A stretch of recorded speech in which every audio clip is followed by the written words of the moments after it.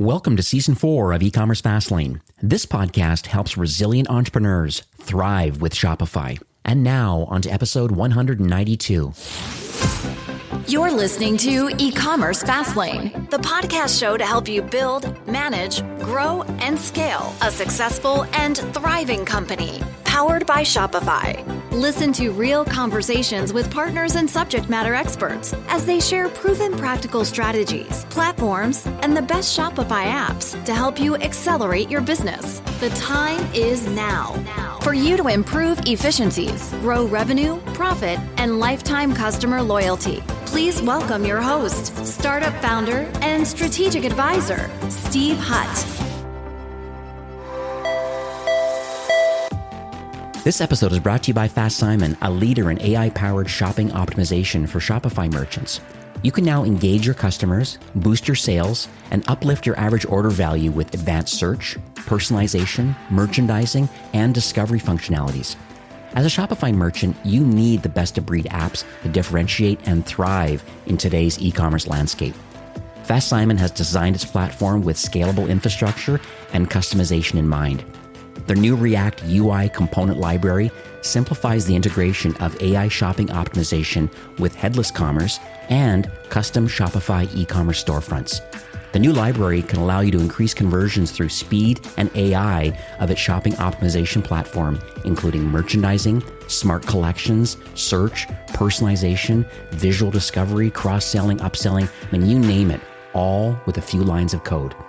As a Shopify merchant, Fast Simon understands your needs and offers multiple store views within the same dashboard, copy settings between stores, manage production, staging, and development stores, role-based access controls, and most importantly, they have 24/7 world-class support. Now, Fast Simon has powerful features tailored to the needs of Shopify brands. You can now address your audience's buying intent across different points in the customer journey. Whether your shoppers are browsing or if they have a clear intent to buy, get the tools to move your first-time visitors towards making a purchase by offering a unique buying experience through personalization and visual discovery. Fast Simon has also partnered up with Shopify's point-of-sale system, which is actually fantastic for those retailers listening today with an online store and traditional brick-and-mortar locations, or even a pop-up shop. They also play nice in ecosystem partners like Klaviyo, Yotpo, Stamped, Facebook, Instagram, so much more. You can even pull unlimited data from about anything in your online store and utilize it in your marketing tech stack. The more data you integrate, the more audience insights and personalization possibilities that you'll discover. Thousands of e-commerce merchants and agencies trust Fast Simon as they are a member of the Shopify Plus certified app program. You'll get great results, maximum flexibility, and unrivaled time to market. And right now, Fast Simon is offering a 14-day free trial for all my listeners. This also includes 30% off for the first 3 months. So check out their website at fastsimon.com. And to take advantage of my listener-only discount and free trial, head on over to ecommercefastlane.com/Fast Simon. This is the only app you will need for all of your shopping optimization needs. So go check them out, fastsimon.com. Well, hey there, it's Steve, and welcome back to the E-commerce Fastlane podcast. Now, if this is your first time listening, this is an e-commerce show where we have honest and transparent conversations about building and thriving with your store, powered by Shopify or Shopify Plus. Now, if you're an ambitious, lifelong learner, then you're definitely in the right place today. Now, new episodes are available twice weekly with your favorite podcast players like Apple Podcast, Stitcher, Google Play, Spotify, and many more. You can also stream current episodes, including a very relevant back catalog. I think we're up to 191-ish episodes. There's a lot of great partners in the Shopify ecosystem, and they're solving some really unique problems and challenges for brands and helping them to improve efficiencies and profitably grow revenue and just the holy grail of building lifetime customer loyalty. That's what these partners are doing in our ecosystem. So go back to ecommercefastlane.com. You can have a look at some of these former guests I've had on the show. Now, in today's episode, I'm excited to have this guest on again, and I'll talk about why in a minute. Her name is Cooper Harris. She's an entrepreneur. She's a founder, and she's the CEO of a company called Klickly, and that's with a K. So it's Klickly, Klickly, at Klickly.com. And what they are is a data-driven software platform that empowers what's called distributed commerce, almost like paid for performance. It's a very interesting platform. I have many brands that are using them, and that's why I'm having Cooper on the show today. She's emerging as a pivotal figure in the West Coast kind of tech scene. You know, she's been nominated for Google's Young Innovator Award, L'Oreal's Digital Woman of the Year. She won Information Age's Woman in IT Entrepreneur of the Year and was named recently by Adobe as a top thought leader at Cannes. And Cooper is a favorite speaker internationally, all around the world. CES, the Consumer Electronics Show, the Cannes Lions Show, Shop Talk, South by Southwest, Sundance. I mean, there's a list here. It's amazing. Los Angeles Tech Week, London Tech Conference, and so many more. She's a much sought after speaker, even on this podcast. We're going to discuss a lot of stuff today. I have a little list of questions that I think are really important. She really digs deep into like e-commerce. She's very knowledgeable in retail tech and fintech and fostering women in STEM and, really disrupting the status quo using technology innovation. Has an incredible story. And this is her third visit on the podcast today. So Cooper, welcome to E-commerce Fastlane. I am so excited to be here, Steve. This is fun. I feel like this is an annual thing that we do. It's fantastic. Absolutely. Absolutely. So there's going to be those, even though you've been on the show now, this is our third visit, there are going to be a handful of people that are listening today that maybe don't know what Klickly does and why you built the platform and some of the problems that you're solving for Shopify brands just to drive net new visitors and acquisition. So able to share kind of, from your own words and your kind of positioning, like what does the platform do for Shopify brands? Yes, absolutely. So Klickly is a data-driven commerce engine. And what does that mean? Essentially, we drive sales. So we work with top fast-growing brands, D2C brands, to power commission-based customer acquisition. So that means, yes, indeed, we only charge when we drive sales. And we like to think that we are powering the next generation of e-commerce, right? It's performance-based. We have this cool distributed commerce technology that I'll tell you about later. But also, as you can imagine, so this is where kind of the vision and the mission comes in. This is a very appealing model for brands right now because, as we all know, iOS 14 has taken its toll. Advertising upcoming changes in advertising are going to make it kind of harder than ever for brands to acquire customers. And so I think, and what we hear from our brands, it's really nice to have a purely commission-based option because it takes out a lot of the risk and a lot of these crazy spiking CPAs, which we can get into later. But the point is, brands pay on the value that we're delivering to them. And that is Klickly in a nutshell. Love it. Now, let's talk about your journey. I know you've shared it a few times in the past, but once again, there's a whole new audience of people that are listening today, almost a year later since we've last recorded. I think I looked, you were on episode 58, then you're on episode 96, just over a year ago. Now we're at 192, I believe, today. But I just would love to hear your backstory a bit again. And let's talk about you and the founding team a little bit, and maybe the desires and the expertises around the platform. Yes. So as mentioned, we have gone over my backstory, but, in a nutshell, basically, I was a television actor in LA and also New York on Off-Broadway and a bunch of theaters as well. And as a working TV actor, I wouldn't say that it's an obvious pivot to then go and start a technology business, but that is what happened. My brother's an engineer, my dad a serial entrepreneur. And as I was sitting on set for hours at a time, freezing my butt off in my dressing room, I actually started thinking about business and technology, and I was attending a bunch of hackathons, and I really frankly became super excited about it, borderline obsessed. I had a couple business ideas that I wanted to start. So actually I got written off that show at the time being Young and the Restless. I think, Steve, I bludgeoned someone with a paperweight over the head and went to jail for murder. So my character is still, that's my backup plan, right? I'm in jail on Young and the Restless. But no, I started a couple businesses. Klickly is now the third, and I am very happily and just delightedly in tech and on the innovation side now. Yeah. Absolutely love it. So let's talk about the evolution though. So the platform came out, I think originally it was, and that's how I pitched it more than a year ago, was kind of this in-ad experience where you're allowing the buy now button. People could actually buy from within your ads that were on these national publications, like digital publications around the world, and really targeted ads, which really were amazing. But I believe the platform has evolved. Well, I know the platform has evolved. So let's talk about Klickly.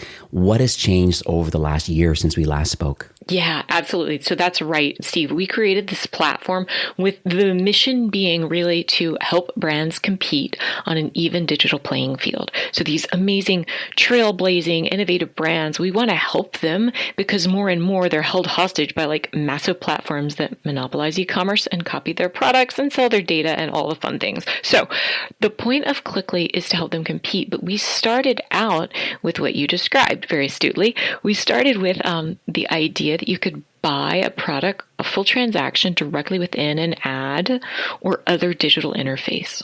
So we just wanted to reduce that e-commerce friction, right? I actually had this specific idea when I was on my phone reading an article on HuffPost. I scrolled through and then boom, this ad pops up. And it's the cutest pair of shoes you've ever seen. And I was like, dang it. All right, let's do this. I'm going to buy these things right here, right now. Let's go. And I clicked on the ad and then it took me to like 40 million steps. I got bored and I dropped off. But in that moment, I was like, why do we not have an impulse buy button that allows me to buy within these ads? If the company is smart enough to get me the right product at the right time in front of my eyeballs, why are we making it so hard? So that was where we started. And since then, we've grown just absolutely hugely. Of course, I would never wish COVID on the world or anyone, but it did impact e-commerce in a very positive way. So we've just grown hugely. And we've turned into a massive platform. And we offer a lot more now than, of course, just like the patented technology to buy within an ad. But yeah. So we have a bunch of stuff coming up, which we can get into more. But yes, I think that's fair to say we've grown a much more robust platform now.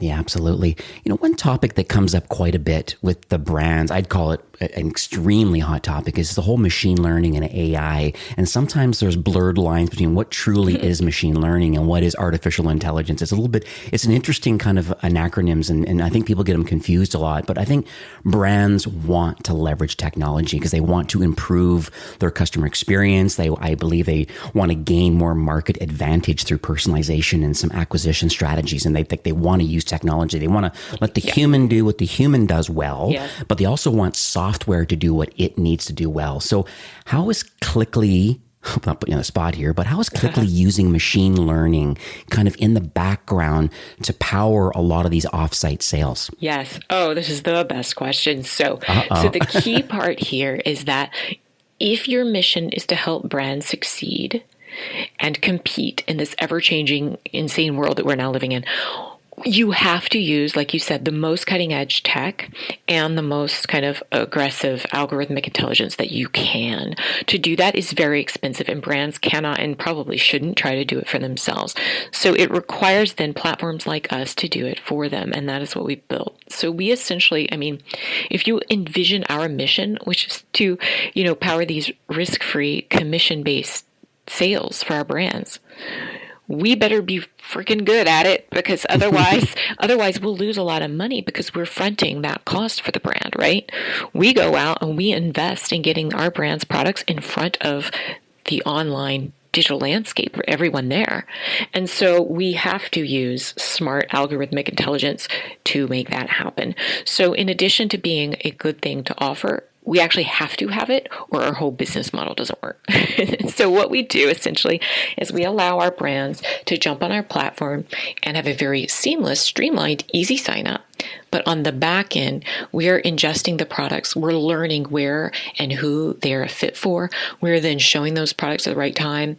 We're then doing a bunch of regressions and lookups, all algorithmically. No media buyers, right? This is totally automated to make sure that we show their products to people who are going to buy them. And if we don't, by the way, we could lose boatloads of money. We don't because we're really good at it. But I guess, maybe that gives you a sense of we've built an insanely complex back end so that brands don't have to think about it, so they can compete and so they can have access to really what would be Fortune 100 level tech essentially for free unless it works for them. Absolutely.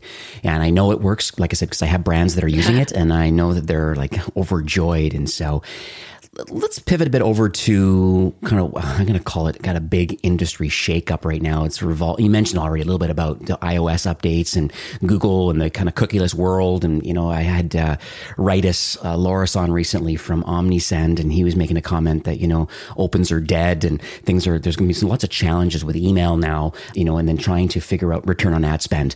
It's getting extra tricky. So are you able to talk a bit about maybe what you believe these updates mean for Shopify brands? And then how is Klickly handling these updates, giving, I guess, this machine learning aspect that we're just talking about?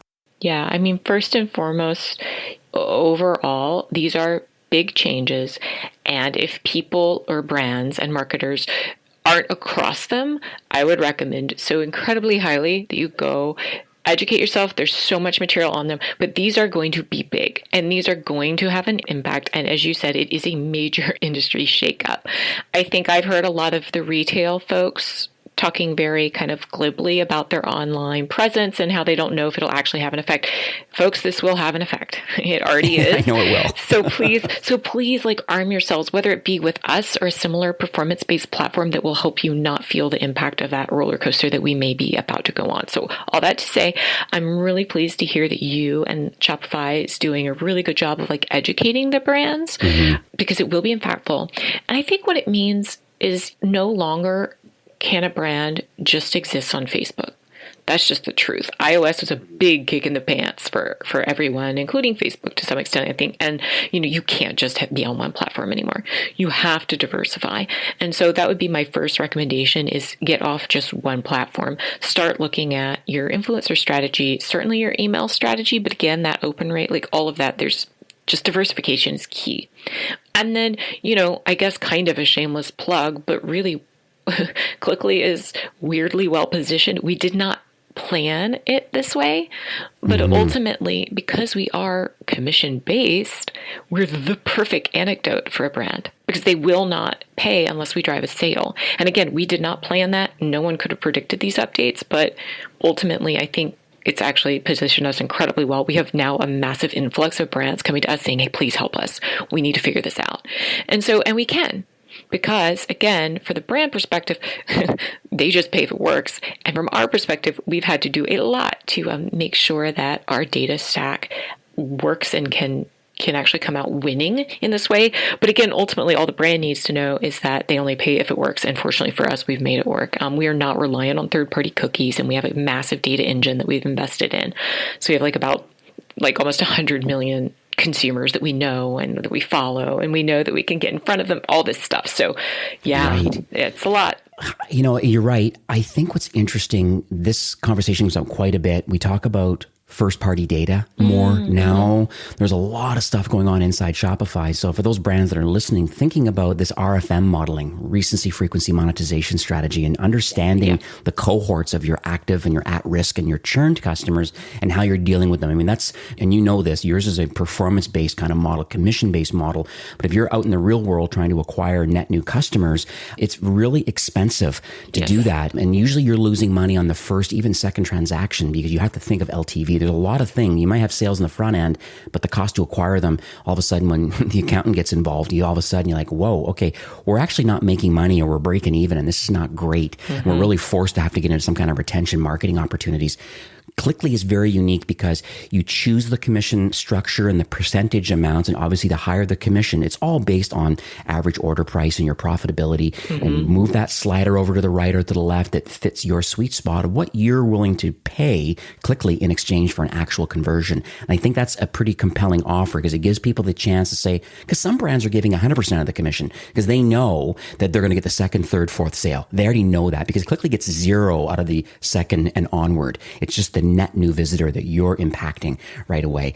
And so are you able to just talk a little bit about that, about how brands can choose their own journey, so to speak, about the amount of commission they can give and why? That's such a cool, I'm glad you bring that up. I take it for granted. I forget that that's the most unique piece of our whole platform. It is. I love it. So let's dive in. So when we created the platform, at first, we just knew we had really good data, could streamline and reduce the e-commerce friction and drive great sales. But we didn't price it on a performance basis. But when we did figure out how to, when we hit that huge level of success around predicting who buy what, we were like, let's put our money where our mouth is. Let's make this performance based, but not click based, right? Actual, you only pay when we drive a sale. That's bold. It's aggressive. And we interviewed a bunch of brands, and a lot of them were on Shopify. We asked them, did that sound great? They're like, yes, please. And they were like, great, what would make it even better? And they all wanted the ability to set their own commission versus, let's say, typical marketplaces where you go on and they're like, hey, you need to pay us 8% for dog products and 15% for electronics or whatever. So we did this crazy thing. We're like, all right, let's literally put the power in the hand of the brand. Let them have a lever, a little commission slider where they can set anything from 1% commission to 100% commission. And doing that, by the way, on the back end is insanely complex because every single brand has multiple campaigns which have different commissions depending on what they're trying to do. But every brand is different and unique. So how in the world could I ask this electronics brand for this commission and assume that another electronics brand would have the same strategy? That's insane. Right. Yeah, and the profitability of that SKU and the average order value and the lifetime value, there's a lot of variables at play here. Absolutely. And it just gives the brand to, dip their toes in the pool, so to speak, a little bit and saying, hey, you know what, I'm willing to give 30% of the retail price in exchange for a conversion because you already know the average order value. And then we have an opportunity to remarket to them into the future for the second and third and then becoming a loyal customer. So I think it's quite interesting that you offer that. Appreciate that. Data is important too. So let's maybe, we're talking a lot about this iOS and Google and cookie lists and all these different things and first party data. And we talked about like this omni-channel, like really not necessarily putting all your eggs in the Facebook basket, which is kind of the way it's been for a while and maybe still is for a lot of brands, but people are seeing the light a bit that there's other opportunities. And one is Klickly for sure. And so are you able to unpack a little bit about maybe some importance around data, why it's important for direct-to-consumer brands? Yeah. So there's a number of reasons it's important. And one of them you already touched on, which is that when you're looking at the LTV of your consumer, obviously you want to look at a lot of data to understand, are they a VIP customer? Are they at risk of churning? All of these things, which we back out naturally within our system to understand that. But if you're a brand not using us, you should do that. And that's one very obvious thing you can do in-house with your data. But here's what's changing. So the third-party cookie, as it goes away, the way you track and segment things will change. And so you need to have your head around that. But here's the fun, complicating factor. So no one, even the most expert folks at all the large companies, know what's going to happen because it has not been decided yet. So we assume that the third-party cookie is likely going away. That is pretty much a general consensus, but there's a small chance that it actually won't. Because keep in mind, there are regulators, especially in the UK and other similar spots, where they are actually concerned that if this happens, Google will essentially have a monopoly and it benefits them more than it does others. So there's all this kind of antitrust, anti-competitive concern, which is real and should be there. In my opinion, and again, there's so many factors and we don't want to get into it now, but it is dangerous. You don't want to break the internet and you don't want to put all the power into one company's hands, which would happen if they force Chrome to get rid of cookies, essentially. It is massively anti-competitive. And while Chrome will try to do it, and I think they're doing a really good job at Google trying to balance all these crazy different factors, because they have then the privacy and regulatory folks saying, get rid of the cookies, get rid of the cookies. Anyway, it is a mess and no one knows exactly what's going to happen. What we do know is that first-party data is super important. And everyone, for the most part, agrees that whatever solution comes up, whether it be Flocks or some universal ID, LiveRamp's ID, whatever it is, it will likely be based on first-party data. We use first-party data, and ultimately, if you're a brand and you haven't thought through this, what I would say is get that data in order over the next couple months, and you'll be in good standing. Absolutely. I'll make sure I put some links in the show notes, too, for those that want to dig deeper into what data is available inside Shopify. And there's a lot. There's a lot of data, and just how to action that data. So I think that's an interesting topic on another episode. Yeah, exactly. But we can go deep there. Absolutely. So let's pivot a bit over to competitors in kind of, I call it in the acquisition space. I think there is a lot of acquisition focused sort of platforms that are available to Shopify merchants. I mean, going directly to Facebook through the Facebook Ads Manager, there's tools to help you figure a lot of things out.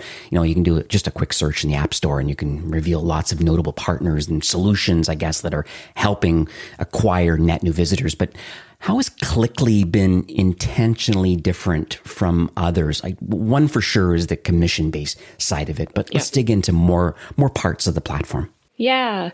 So one thing that we're really dogmatic about is that we really want to do a good job for all of our customers. Every brand who comes on, we want them to succeed. And also we do have a lot of demand. So one thing we've done, which I know has annoyed folks, is that to date we are still, after being almost a couple years now, publicly launched out of beta, we're still invite only.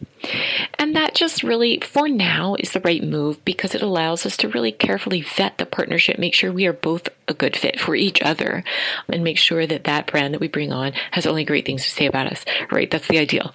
So that's one thing, is that we are invite only. We're a private app.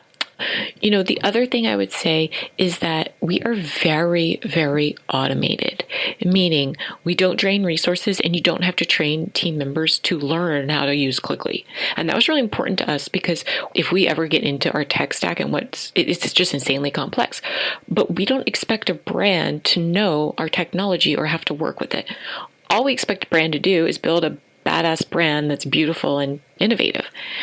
We want our platform to be insanely streamlined. And so while not every marketer uses it this way, you can actually do a set and forget where you say, hey, I want 30%. Awesome, go.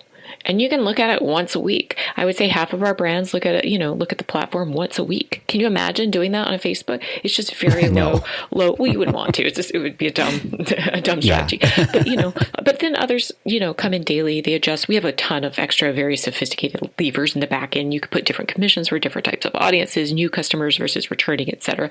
But not everyone does that or needs to. So those are the two main ways we're really different. We're invite only. Certainly, we're performance based, and then we're actually a purely automated platform. Love it. So let's talk about Q4. I mean, back to school, certainly here in the US and Canada and North America has just been happening. This holiday season is literally just around the corner. I'm just curious on kind of what you're recommending Shopify brands do, I guess, in order to prepare for this inevitable e-commerce rush that's going to happen. Yes. I want Shopify brands to do three things. The first is diversify your channels. Definitely. Like if you're using Facebook, keep at it. Awesome. But I think, I could be wrong, but I expect the CPAs on Facebook to go through the roof. Like I expect them to be way higher than we've ever seen before. And that could be damaging if you're planning your Facebook campaigns according to what you did last year and the margins you had last year. So that's why I think it's really important to get, that influencer campaign set up, Facebook, all your acquisition channels, go hard on really diversifying those. The second thing is clean up your LTV strategy. So your retention strategy, clean it up, figure out how you duplicate all of your email lists, make sure that you've got that retention strategy in place because you're going to be gaining for Q4. You're going to probably be investing in gaining and acquiring a lot of customers in the lead up. And so you need those back end flywheels to work. And the third thing, of course, I'm like, hey, so shameless pitch. I think genuinely you should use Klickly because if we don't work and get you sales, you don't pay anything. So for me, it's like a risk-free way to just like help yourself out this holiday season. Yeah. Those are great. So diversify your channels. So just more of an omni-channel experience. Clean up your retention strategy so that you're thinking more about like email and SMS and just the flows and kind of automation processes, cart recoveries and browse recoveries and all the things, loyalty programs, all that stuff. Clean all that up so it's ready to go for the holiday season. I'd add that I had someone on the show recently, kind of an email marketing expert. And one of the things that he brought up too, which I thought was quite interesting, was the fact that your welcome sequence and your abandoned cart sequence and thank you and kind of transactional kind of emails that you send out to customers, they have to be different during the holiday season and especially during BFCM than maybe the rest of the season. And the reason why, there's more shoppers with, trying to get a share of wallet here. The problem is with more shoppers is that the shopping is going to happen. They say 80% of people are actually spending the bulk of their money for the holiday season during BFCM. And so knowing that, you don't want your cart recovery to have the generic, well, I'm going to send something, hey, did you lose something in your cart after 24 hours and then 48-hour follow-up? No. So he's actually highly recommended. So I'll put a link in the show notes to how you may want to set up your flows, which are automated for the holiday season. Yeah. This is more on the retention side. And then how to do some kind of interesting campaigns with your existing customers over the holiday season. So I love that, Steve. That's such a good point because like what you're saying is the frequency, the cadence needs to be sped up to meet with the fact that people are going to be spending this huge share of wallet within 3 to 4 days instead of over, 10 months. See, that's why I have documents in front of me. I'm taking notes, right? Always learning, right? That's right. We have to do this. So I'm going to go into a story now. I'm hoping you can share one. I mean, we're marketers, we're entrepreneurs. I mean, I think it's just this education and the inspiration that we get from others, I really think is what helps helps motivate a lot of us, like just change and sharing and stuff like that. And I know you have a lot of stories, even my own brands, but I would love if you could maybe just share a recent journey of a Shopify brand who's made the decision to be on Klickly. Kind of where were they before Klickly, and then what happened now because they're on Klickly? Yes, I love this. Okay, there are two brands that come to mind. One is a big CPG snack brand that's in the kind of grocery sector and is actually a 100-year-old brand. And they have just absolutely dominated on our platform. But the one I want to tell you about is actually a trending beauty brand. It's currently blowing up on Instagram. And I have used their products and I love them. I am now a dedicated customer. But so basically this beauty brand got super excited when they looked up performance-based methodologies and saw the key feature that we give, which is the brand being able to set their own CPA, that own unique commission. So we're really excited about that. And that was the moment of entry, if you will. Mm-hmm. So they were like, honestly, what they told me, they were like, this is too good to be true. It's probably a scam. And I was like, oh no. Yeah. That's also part of why we're invite only. But we had a discussion and they were a great fit. Their branding was beautiful and they were newer, right? So then there was this moment when they jumped on the platform, they set that commission, right, that they wanted to set. And they worked with one of our growth strategists to make sure that they were set up properly. And they started working with us and it started working for them. And I was so amused because they wrote us an email. They were like, no, this is happening. Like, this is working. And there was a kind of tone of like surprise in their voice, which I found amusing. But thankfully we were able to at least meet or exceed their expectations early. And then when we went, because we do QBRs with our brands and we ask for feedback consistently. They had about a $25 blended CPA and they had seen it go up and down and up and down. And they couldn't ever establish a cadence of customer acquisition that was predictable. And it was really annoying for them and difficult. So of course on our platform, that's logged and they hit that $25 CPA again and again and again. And over a couple months. And it grew with them. And so they were very pleased. And we had a whole conversation where they were like, look, we're smart marketers. They're very sophisticated, by the way. Okay. They were like, we run all the metrics. We know all the data. And yet, because your platform is so simple, we're so relieved. Like, it's so easy. Even though we can do all the math, it's like we can do all that math on the other platforms that require it. It's such a blessing that this is so simple. And so for me, it was fun to hear like that almost relief. Not that they couldn't run the data, they could, but just that they didn't feel that crazy need of like, where is all this data coming from? What are the numbers stacking out to, et cetera. And that was really nice. It was validating for me. And they grew, probably 3x in the first 3 to 6 months. Oh, wow. Yep. It was impactful. Wow. Yeah. That's fantastic. I love the predictability. You use the word predictable and repeatable. I think that's really interesting because when you're trying to get under a target or a blended CPA, I think you're right. It's all over the map. But if you can make it predictable and repeatable month over month, week over week, I think that's a really fantastic business model. Yep. And your investors will be happy too. Yes, absolutely. So let's talk about the future for Klickly. Obviously, like I said, we're going to have a pact here to make sure that we're on every year. Yes. Just to talk about innovation and kind of what's been going on. But I understand there's been some investment in the platform to kind of help expand engineering and marketing and all that kind of stuff. So let's talk a little bit about that. And then maybe any North Stars, I guess, for the remainder of the year and into 22. Like, where's Klickly going to lie and where are they going? Yeah. So you're absolutely right. First and foremost, we've invested a huge amount into growing the platform, the capabilities, upgrading our pretty robust data engine now. I mean, it is comparative to even a year ago, we're like 4 or 5 times farther along than we expected. Oh, wow. Yeah. And part of that was because, COVID did change consumer buying behavior and steer it online, right? But with the upcoming challenges that are facing brands, those platforms, that I mentioned, where they're selling the data, copying the products, and not now being able to track things like we've been able to in the past, we really feel like it's more important than ever to like step up and fulfill this mission where we can help these brands compete, because it will be harder. And so that's why we feel this like extra need to drive all of this extra added innovation and growth. We're doing 2 things I think are really interesting. I mean, this is pretty obvious, but for the rest of 2021, we're just making sure that we're delivering for our brands and any new brands. We typically don't allow brands on like late into Q4. We really like to get everyone in. Actually, October is really the month where we're getting all those folks in. But on the brand and customer side, we're launching a cool beta, which I'm very excited about. So if any of the listeners want to check out our beta, it's called the Klickly Discovery Beta. And this is how can we help fuel product discovery and customer acquisition from people who've never even heard of your brand and maybe don't have even a sense of what it does, right? Totally cold, like no education. And finding those pockets, those niches of potential super fans who have no clue about what your product does or is, and activating them. That's this new beta coming out. It's totally machine driven and algorithm driven, of course. The other big thing we're launching, so that's the main exciting one for the brands, right? Mm-hmm. For the partners and agency side, we are actually about to roll out a new agency program.